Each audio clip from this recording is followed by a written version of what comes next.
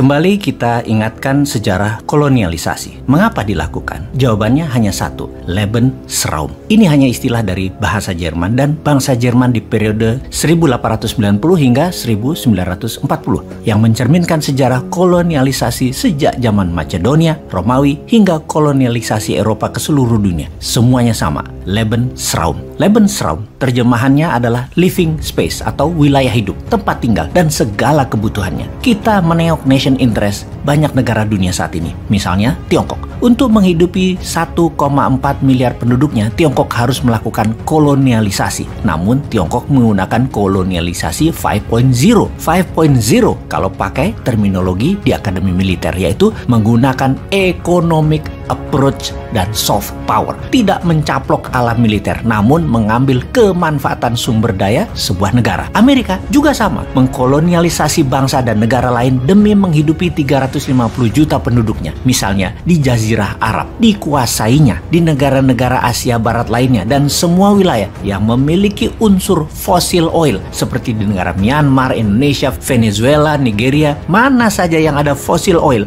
Amerika masuk mengendalikan dengan hard power, dengan tekanan premanisme. Itulah mengapa kalau kesadaran bernegaranya rendah, sebuah negara yang pimpinannya lemah, negara tersebut memiliki sumber daya alam yang besar, maka kepastiannya yang bisa terjadi adalah takluk oleh Tiongkok atau ditaklukkan oleh Amerika. Bahkan ada yang takluk kepada keduanya. Intinya pastinya sumber daya alamnya yang disikat. Miskin nantinya seperti Nauru, negara kepulauan di selatan Pasifik yang kaya akan fosfat. Dalam 40 tahun disedot Amerika sampai nol. Sekarang miskin itu negara Nauru. Pemimpin lampaunya menjual tanah air sumber daya alam Nauru dan tidak menjadikan Nauru negara produktif, memanfaatkan kekayaan tersebut menjadi modal untuk membangun industri, tapi malah menjadikan negara konsumtif, paling berdagang aja. Kembali ke Lebensraumnya Rusia, negara yang wilayah daratnya luas, penduduknya 150 jutaan, namun sangat berambisi untuk mengembalikan kejayaan Soviet dan memerlukan kendali atas Eropa, dan pastinya memerlukan wilayah negara lain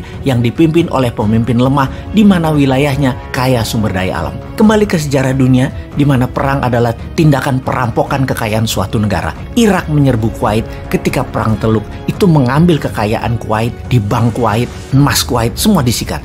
Amerika menyerbu Irak, mengambil kekayaan Kuwait yang Irak rampok, dibawa ke Amerika. Juga sewaktu peristiwa di Libya, di Benghazi, itu perampokan kekayaannya Gaddafi dibawa ke Amerika. Ada juga masanya Nazi, serbu Belanda, ambil cadangan emas Belanda dari rampokan kekayaan Nusantara.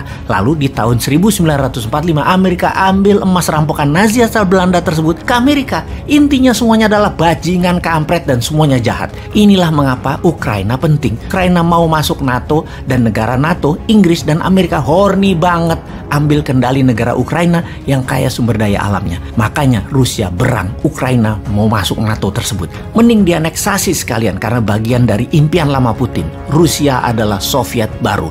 Pertanyaan berikutnya, emang Ukraina punya apa sih? Ukraina itu memiliki cadangan uranium terbesar di Eropa, cadangan titanium nomor 2 di Eropa, 12% cadangan manganis dunia, cadangan shale gasnya nomor 3 terbanyak di Eropa, cadangan batu baranya nomor 7 terbesar di dunia, cadangan iron ore-nya nomor 2 terbesar di dunia. Ditambah lagi, Ukraina adalah negara agrikultur yang besar. Secara lahan, Ukraina terbesar di Eropa. Ranking dalam memproduksi pangan agrikultur masuk top 5 dunia sebagai penghasil sunflower nomor 1 dunia, barley nomor 2 di dunia, kentang nomor 4 di dunia, lebah madu nomor 5 di dunia, telur ayam nomor 9 di dunia, gandum produksi nomor 8 dunia, dan lain sebagainya. Secara kalkulasi, hasil agrikultur Ukraina dapat memproduksi makanan untuk memenuhi kebutuhan 600 juta manusia. Di sisi lain lagi yaitu secara produksi industri Ukraina.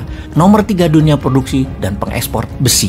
Nomor 2 terbesar di Eropa dan nomor 4 terbesar di dunia menyalur gas melalui pipa. Nomor 1 di Eropa penghasil amonia. Nomor 4 dunia penghasil turbin nuklir. Nomor 4 dunia penghasil peluncur roket. Nomor 9 dunia penghasil peralatan perang, penghasil titanium, tanah lempung, ore, dan konsentrat. Semuanya top 5 produser dunia. Kembali ke Lebensraum. Rusia bukan hanya menganggap Ukraina adalah satu rumpun, satu bangsa, satu sejarah seperti satu Nusantaranya di ASEAN, Indonesia. Tetapi demi hajat hidup, Rusia menyerang Ukraina, kemudian akan memasang presiden boneka pemimpin Kiev yang pro-Rusia, dapat dipastikan itu semua segera akan terjadi. Di Indonesia imbasnya bagaimana? Siap-siap BBM naik di Indonesia, siap-siap harga listrik naik, siap-siap biaya-biaya akan naik, siap-siap daya beli turun. Kalau pemerintah penguasanya masih fokus pada kerja proyek, ambiar keadaan domestiknya nanti. Ikuti Bosman Tour 2023, Solo, Malang,